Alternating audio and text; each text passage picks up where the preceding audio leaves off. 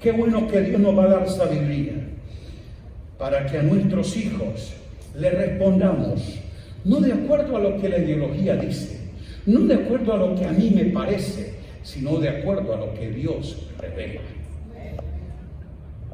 Esto fue lo que Dios le dijo que iban a responder. Nosotros éramos siervos de Faraón en Egipto, esclavos. Diga, y Dios nos sacó de Egipto con mano poderosa. Dios hizo señales, el Señor hizo grandes milagros y obras terribles en Egipto, sobre Faraón y toda su casa, delante de nuestros ojos. Fuimos testigos de esa acción prodigiosa por la cual vino la redención. Y vimos cómo Él nos sacó de allá, diga de allá, para traernos acá, a esta tierra que Él dijo que nos iría a dar por herencia. Hijo, lo que tú estás disfrutando tiene un recorrido histórico que, a menos que lo entienda, no va a valorar esta salvación tan grande, esta herencia gloriosa que ustedes han recibido por gracia. Y esto no es un asunto de que te lo mereces o lo reclamas, sino que Dios quiso dártelo. Entonces, está mostrando cómo Dios había hecho ese plan y había establecido que desde allí ellos pudiesen manifestar el por qué y para qué los había sacado. Sin embargo, como todos sabemos, ese pueblo salvado, librado de la esclavitud, no pudo entender, aunque en el desierto vio la protección y la provisión de Dios, librándole de todos esos mercenarios que habían, librándole de las inclemencias del sol, poniendo una nube, del frío de la noche, poniendo una columna de fuego, del morirse de sed, conduciendo una roca que le daba agua, y nunca entendieron que la roca era Cristo. Note usted que puede ser salvado, estar disfrutando de los beneficios del Salvador y sin nunca saber, porque el problema es no lo que recibes, lo que sientes o disfrutas, sino lo que sabes, sin saber que la roca era Cristo. O sea que tú puedes disfrutar de las bendiciones de la salvación sin saber y conocer las riquezas inescrutables del Salvador. Y la razón por la cual el pueblo de Israel falló en completar el plan salvífico de Dios es que ellos nunca llegaron a entender y a conocer para qué habían sido salvados. Lo único que querían era ser libres de su esclavitud, como muchos. Para ellos la salvación es que Dios los saque de su problema, los libre de su enredo, les arregle la vida, sin entender que la salvación no se trata de un asunto de tu problema, sino de su propósito. Dios interviene en su plan salvífico es porque tiene un propósito, no porque tú tienes un problema. Él te saca justo para que disfrutes de esta realidad que en Cristo te corresponde manifestar, experimentar. Es para que des a conocer lo que has recibido por gracia. Esto no es una cuestión de que soy salvo porque el Señor me quitó las drogas, me sacó de los vicios y ahora tengo una vida buena. No. La salvación no consiste en ser buenas personas, sino en saber que son nuevas criaturas. Criaturas nuevas que poseen una naturaleza, que hay un diseño eterno y en los cuales ellos participan de algo mayor que su poca existencia. 70, 80 años de existencia cronológica no es el asunto con el cual Dios quiere resolver. Se trata de una cuestión, diga, eterna. Por eso, a menos que entienda que la salvación es de peso eterno, glorioso, no vas a saber que eso es tan grande. Y si tú no sabes que esa salvación tan grande, por eso la descuida. No, el Señor ya me quitó los vicios. Yo soy parte de ese pueblo que vive muy feliz. ¿Quién te dijo que el Señor te salvó para hacerte la vida feliz? ¿Y qué es felicidad para ti? Que no tengo problemas, que ya mi mujer no me pone pleitos, vamos el domingo al culto. ¿Tú crees que eso es salvación? No estás entendiendo la grandeza justo de lo que Dios ha hecho. La redención y la salvación, amado, que Dios puso para Israel, justamente era, para un propósito. Ahora, eso es lo que el escritor le está inquietando. No quiero que con ustedes, creyentes hebreos, de haber conocido este nuevo pacto, les pase lo de sus antepasados, de esa nación que no pudo hacerlo. Y ahí es donde está el dilema para el escritor de los Hebreos, pero también para los edificadores de hoy, porque podemos tener un engaño, saber que esa multitud de congregados son salvados, y la verdad muchos de ellos no han renacido. Y lo triste es que algunos de verdad salvados no viven la grandeza de la salvación, porque tienen mentes estrechas, porque no hay un conocimiento que tenga una fe bien fundamentada, y ellos no están disfrutando el para qué de esa salvación, sino de qué me salvó. Por eso la gran mayoría, cuando testifica, yo le doy gracias al Señor que antes era borracho, era esto, era aquello, pero ahora no, ahora yo sirvo al Señor. ¿Y qué servir al Señor? No voy al culto, allí yo soy mujer. En eso traducen ellos su experiencia de salvación. O sea, no conocen el propósito mayor. Diga mayor, porque es eterno. Amado mío, esto no era una cuestión de sacarnos solamente de la esclavitud del mundo de Egipto, o librarnos del pecado, o quitarnos de una vida pasada y tener la dicha de que cuando me muera no voy al infierno, sino que voy al cielo, porque tú estás asociando la salvación con ser librado de una condenación e ir a un lugar, pero no haber entrado a una realidad de conocer a Cristo. Diga Cristo. Aquí es donde esto tiene un propósito mayor. Habiendo concluido la introducción, y no se ría que es verdad, vamos a entrar a los 4 puntos rápidamente. Diga, una salvación tan grande. Bueno, por la grandeza de su autor. Si tú no sabes quién es tu Salvador, ¿cómo vas a valorar tu salvación? Y sabe, esto es un plan ingeniado por el Dios Trino, el Padre Eterno, el Hijo Eterno y el Espíritu Santo han estado involucrados desde el comienzo hasta el final de un propósito en el cual la salvación no es el final, sino el paso inicial para que tú participes de un propósito mayor. Diga, un propósito mayor. Entonces, por eso la grandeza de la salvación no es solamente saber de dónde Dios nos sacó, sino a quién nos ha llevado. Yo fui sacado de y llevado a. Diga, de algo a algo. Cristo, mi salvación. Él es mi tierra prometida. En Él están todas las riquezas de la gracia. En Él exploro y disfruto cada día los deleites de una tierra que es infinita.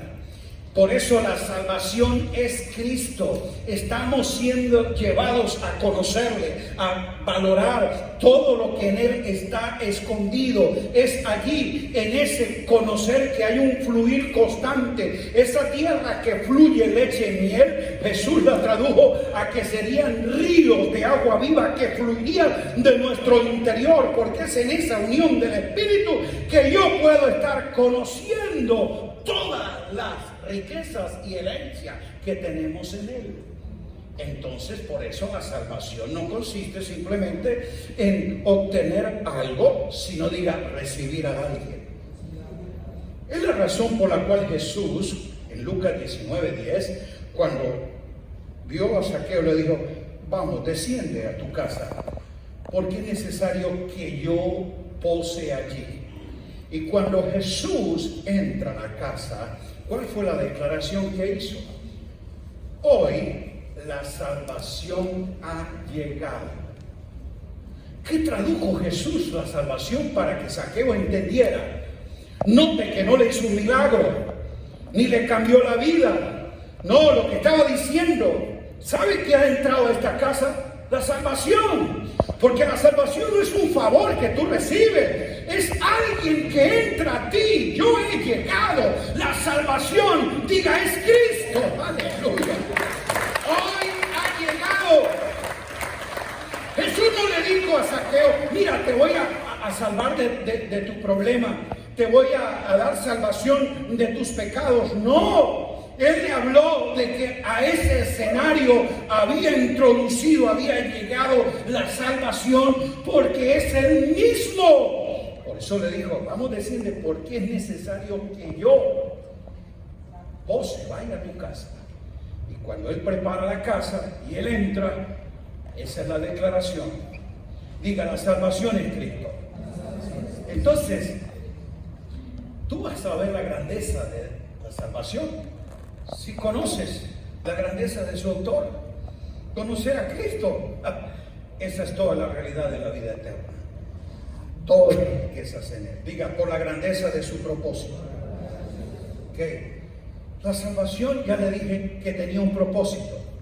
Y el propósito no era sacarnos de los vicios, sino reincorporarnos al propósito eterno.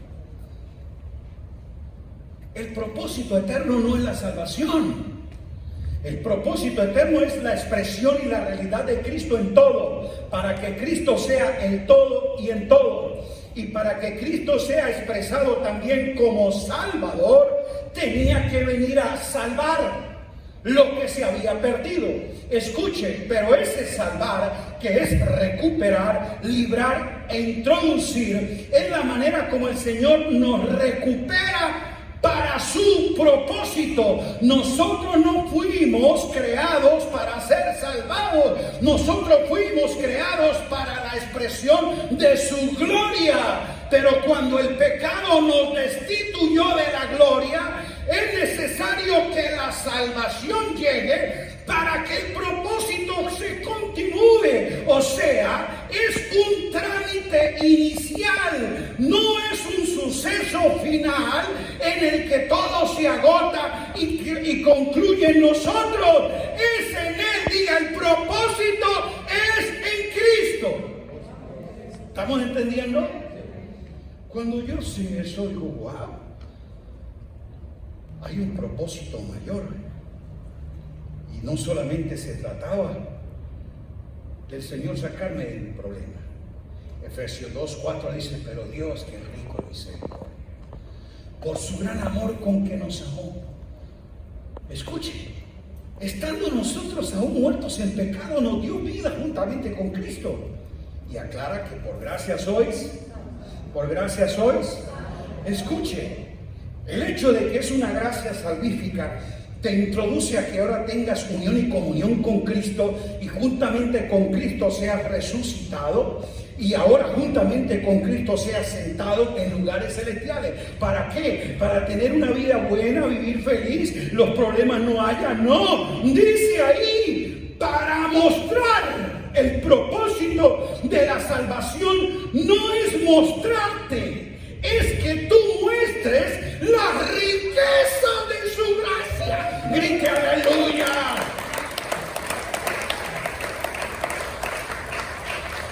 Un salvado es la expresión visible de esa salvación tan grande, porque un salvado muestra es las riquezas de la gracia, de la bondad de Dios para con nosotros. Diga, en Cristo Jesús. En eso se trata. Entonces, el hecho es de que si yo no puedo tener un conocimiento claro de aquello, y no valoro el tamaño, el significado de esa salvación, y lo veo solamente como un suceso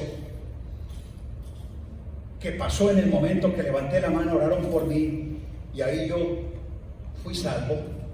Y entonces lo traduce a una cuestión que se quedó en un suceso del pasado, en un proceso de una vida continua y progresiva.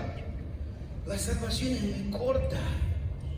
Es la razón por la cual una vez más se nos amonesta que es necesario, diga necesario. Yo espero que usted lo tome ahora como una necesidad, y si es algo de necesidad, no se hace cada mes ni cada 8 días. Le pregunto, ¿dormir y comer no es una necesidad biológica? ¿Y tú la haces cada mes? No, es que no tengo ganas. No, eso es una necesidad que se debe atender, no se puede aplazar. Si para lo natural y lo biológico usted no tiene excusa, sino que responde porque la necesidad se lo pide atenderla y lo hace, no importa tu estado de ánimo. ¿Cómo nosotros vamos a descuidar una salvación tan grande? Diga, es necesario. A lo que es necesario, no lo ponga en un plano secundario, por la grandeza de su alcance y sus efectos. Si tú no entiendes esa salvación tan grande, y que Juan la describe de esta forma, él dice así: de tal manera amó. Diga, de tal manera. Es una forma de describir la magnitud, lo ilimitado.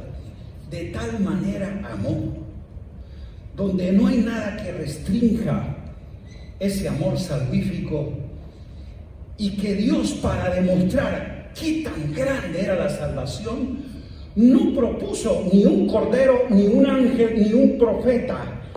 Dio. ¿Qué fue lo que dio?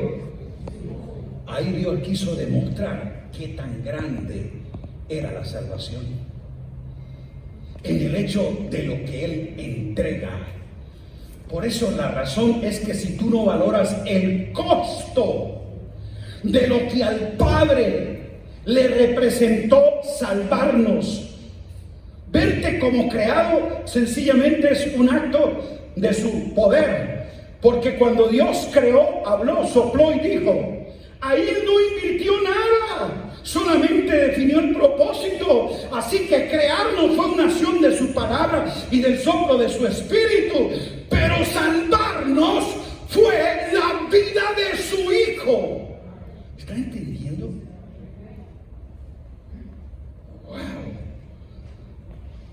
Por eso la grandeza de la salvación no está en el hecho de la creación, sino de la redención. Le costó la vida de su Hijo. Pedro, justamente para que nosotros seamos más sensatos y valoremos esta grandeza, dice, no, yo quiero que ustedes sepan de que fueron rescatados de esa vana manera de vivir. No con cosas corruptibles como oro, plata o piedras preciosas, sino con mire cómo Él lo compara, no con esto que la gente codicia, valora y por eso hasta da la vida. No, alguien dio la vida por algo mejor y de mayor precio que esto. Se llama Jesús, la sangre de su Hijo. Y la grandeza del costo era porque estaba viendo la grandeza de su alcance. La Escritura dice claramente que Dios quiere, en Timoteo, que todos los hombres sean salvos. Eso es lo que Dios quiere y lo que Dios propuso. Y que una vez salvos, vengan al conocimiento de la verdad. La verdad que está en Jesús, la salvación que está en Jesús. Porque si no comprendes esta verdad, no podrás ser verdaderamente libres.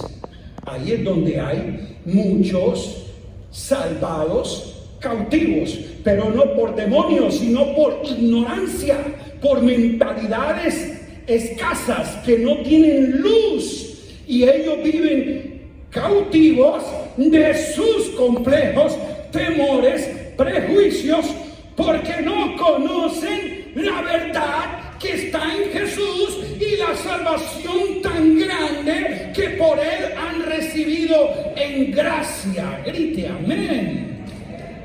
Entonces, yo no puedo descuidar esto, no darle importancia ni prestarle atención por el hecho de que tengo temor o miedo de perder la salvación. No, es por el hecho de no conocerla y poder vivir a la altura y la dignidad de que esta salvación en Cristo representa.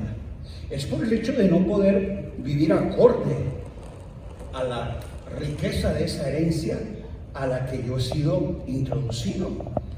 Es por esa razón.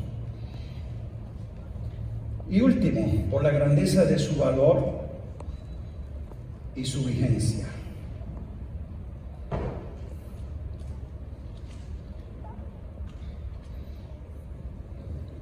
Diga, es eterna.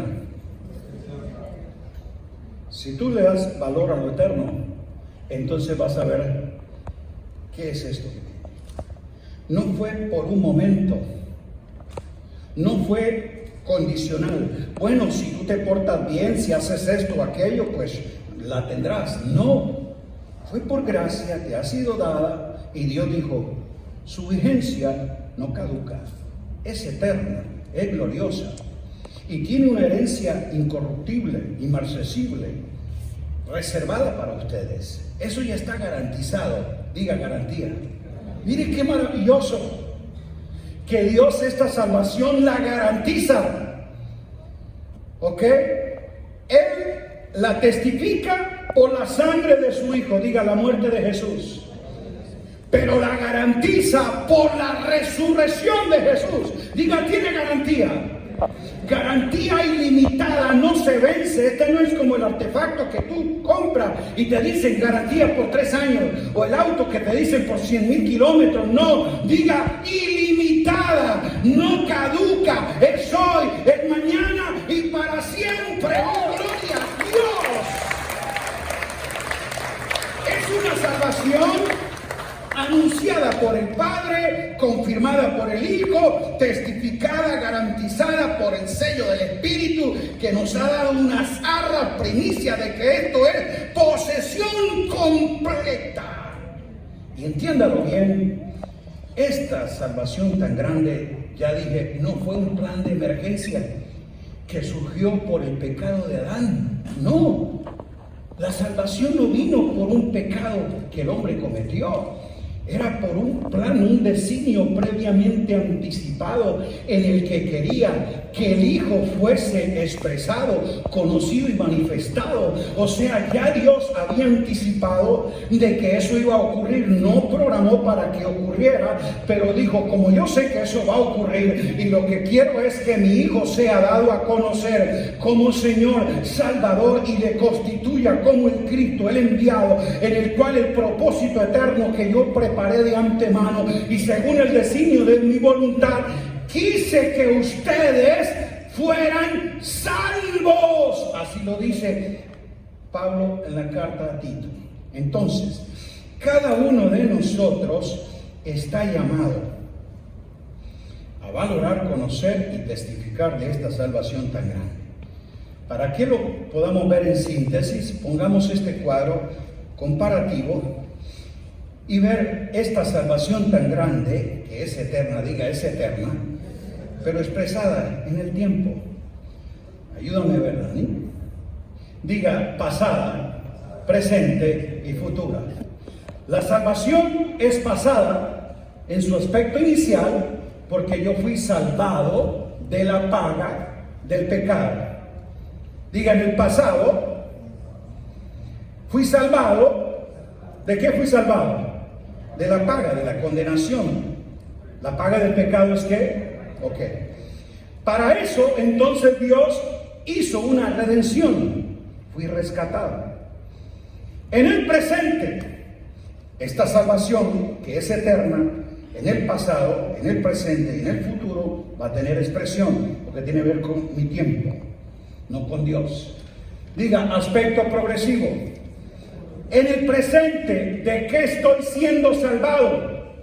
Dice Pablo en Romanos que estamos siendo librados del poder del pecado que todavía se revela en nuestros miembros, pero dice que de aquellos que son en el Espíritu, el pecado no se enseñoreará de ellos, no los va a dominar, no va a tener control, no va a tener señorío, porque de esa salvación pasada hay una acción presente, y es que ahora no solamente fui librado de la paga, sino del poder. No se enseñoreará más de mí. Y es por eso donde está la acción de santificación en mi vida.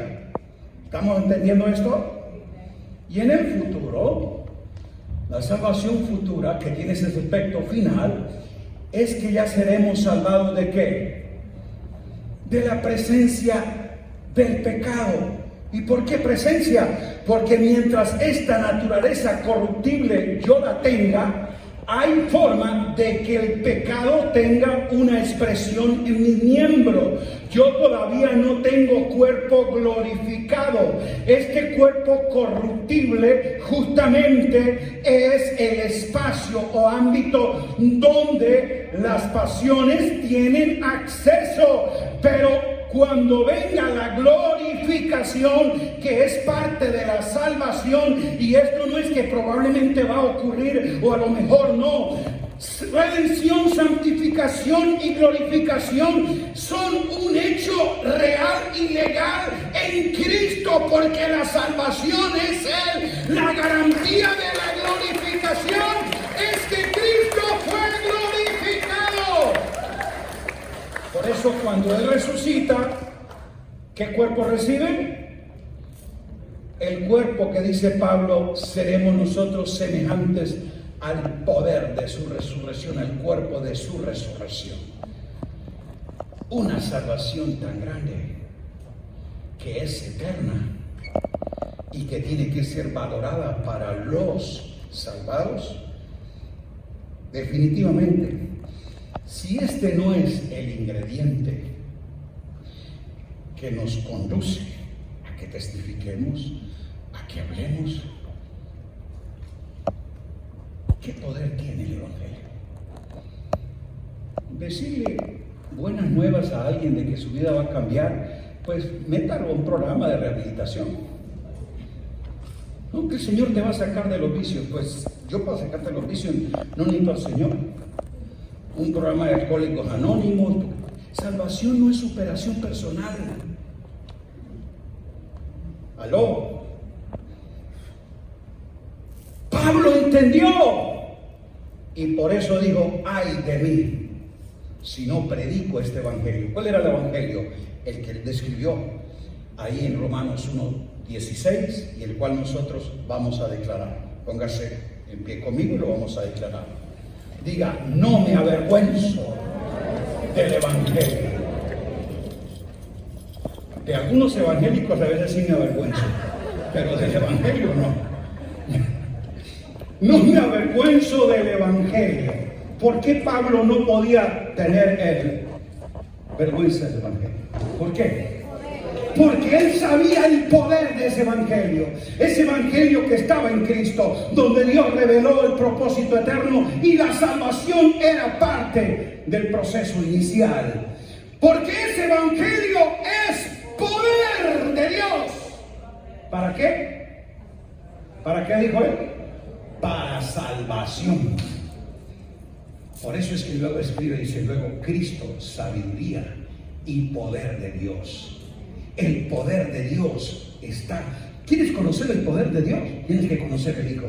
¿Quieres conocer la grandeza de la salvación? Tienes que conocer al Hijo y darlo a conocer. Por eso el que conoce al Hijo testifica de Él. Y aquí es donde los salvados se paran con esa firmeza y convicción y decir: no dejaremos de hablar, de declarar, de testificar lo que hemos visto, lo que hemos oído, lo que hemos experimentado de ese poder del Evangelio. No somos evangélicos religiosos, fanáticos, sino gente que conoce el poder del Evangelio que está revelado en Cristo Jesús.